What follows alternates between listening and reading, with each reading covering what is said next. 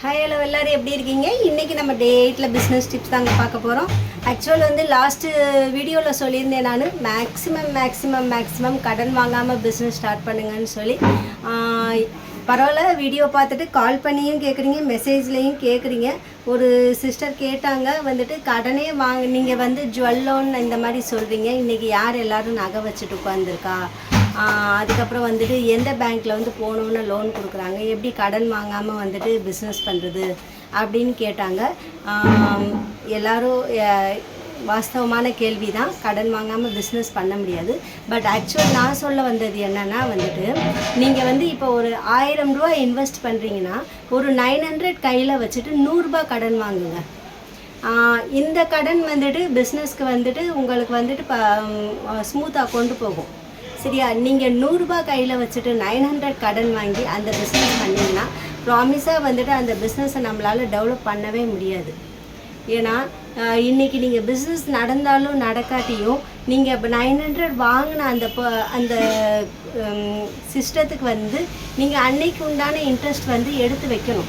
நீங்கள் வந்து ஒரு 2% இன்ட்ரெஸ்ட் வாங்கினீங்கன்னா உங்களுக்கு வந்து 10,000 ரூபா நீங்கள் வந்து 2% வாங்கினீங்கன்னா மந்த்லி 200 அவங்களுக்கு இன்ட்ரெஸ்ட் கொடுக்கணும். ஸோ பர் டே வந்துட்டு 200 டிவைடட் பை 30 பண்ணும்போது வந்துட்டு மினிமம் வந்து உங்களுக்கு வந்து 6 ரூபா சில்லறை வந்து நம்ம எடுத்து வச்சே ஆகணும் அவங்களுக்கு. இதே வந்துட்டு நீங்கள் வந்து 1000 ரூபா வாங்கினா 6 ரூபா சில்லறைன்னா நீங்கள் வந்து 1 லட்ச ரூபா வந்துட்டு வெளியில் வந்துட்டு 2% கடன் வாங்கினீங்கன்னா 2000 ரூபா கொடுக்கணும். ஸோ ஒரு நாளைக்கு நீங்கள் 60 ரூபா சில்லறை எடுத்து வைக்கணும்.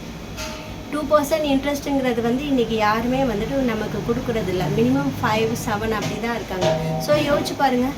அதனால தான் சொல்கிறேன் நான், கடன் வாங்கி நீங்கள் வந்து பிஸ்னஸ் கடன் இல்லாமல் நம்மளால் வந்து பிஸ்னஸ் பண்ண முடியாது. அது வந்து நான் ஆனால் நான் என்ன சொல்கிறேன்னா வந்துட்டு, நீங்கள் வந்து 80% அசட்டை கையில் வச்சுட்டு 20% வந்து நீங்கள் வெளியில் க்ரெடிட் வச்சிங்கன்னா உங்களால் வந்துட்டு ஓரளவு சமாளிக்க முடியும். நீங்கள் வந்து 20% அசட் வச்சுட்டு 80% வெளியில் க்ரெடிட் வாங்கினீங்கன்னா கண்டிப்பாக நீங்கள் வந்து சம்பாதிக்கவும், வாடகைக்கு இபி சார்ஜஸ் அந்த இன்ட்ரெஸ்ட் கட்டண்ட் எடுத்து வச்சுட்டு வீட்டுக்கு வெறும் கையோட போகிற மாதிரி தான் இருக்கும். இது வந்து ஒரு வகையான வந்துட்டு நம்மளை வந்துட்டு கொஞ்சம் வந்துட்டு ஆரம்பத்தில் வந்துட்டு தெரியாது, போக போக என்னடா நம்ம இவ்வளோ ஹார்ட் ஒர்க் பண்ணுறோம், நமக்கு ஒன்றுமே இல்லை அப்படிங்கும்போது வந்துட்டு நமக்கே தெரியாமல் ஒரு சலிப்பு வந்துடும். இன்னொரு வந்து ஒரு கண்டிப்பாக வந்து பிஸ்னஸ் பண்ணணும்னு நினைக்கிறவங்கெல்லாம் அக்செப்ட் பண்ண வேண்டிய ஒரு விஷயம், மினிமம் 90% பிஸ்னஸ் பீப்புள்ஸ் வந்து ஃபேஸ் பண்ணுற ஒரு விஷயம். பிஸ்னஸ் ஆரம்பிக்கும் போது வந்துட்டு உங்களுக்கு வந்து ரொம்ப எல்லாருமே வந்துட்டு ஆஹா ஓஹோன்னு புகழ்வாங்க. நீங்கள் லைட்டாக ஒரு ஸ்டெப்பு வந்துட்டு நீங்கள் வந்துட்டு லைட்டாக தவறுனீங்கன்னா ஃபஸ்ட்டு வந்துட்டு உங்களை வந்துட்டு விரோதியாக பார்க்குறவங்க நம்ம குடும்பத்துக்காரவங்களாக தான் இருப்பாங்க.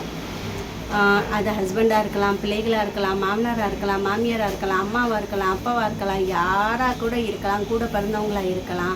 வெளியில் இருக்கிறவங்க வந்து நம்மளை வந்துட்டு ஒரு ஃபெயிலியராக பார்க்குறதுக்கு முன்னாடி வெளியில் இருக்கிறவங்க நம்மளை வந்துட்டு 4 வார்த்தை பேசுகிறதுக்கு முன்னாடி நம்ம ஃபேமிலி ஃபஸ்ட்டு நம்மளை பேசும். ஸோ வந்துட்டு இதெல்லாம் ஃபேஸ் பண்ணாமல்லாம் பிஸ்னஸில் ஜெயிக்க முடியாது. நான் இது வந்து உங்களை குழப்புறதுக்காண்டி சொல்லலை, இதுவும் நீங்கள் தெரிஞ்சுக்கணுங்கிறக்காண்டி சொல்கிறேன். ஸோ இந்த வீடியோ உங்களுக்கு பிடிச்சிருந்தா லைக் பண்ணுங்கள், ஷேர் பண்ணுங்கள், சப்ஸ்கிரைப் பண்ணுங்கள். நாளைக்கு இன்னொரு பிஸ்னஸ் ஐடியாவோட உங்களுக்கு வரேன். இப்போ இன்றைக்கி நான் சொன்னது ஐடியா கிடையாது, எக்ஸ்பீரியன்ஸ். Okay, by.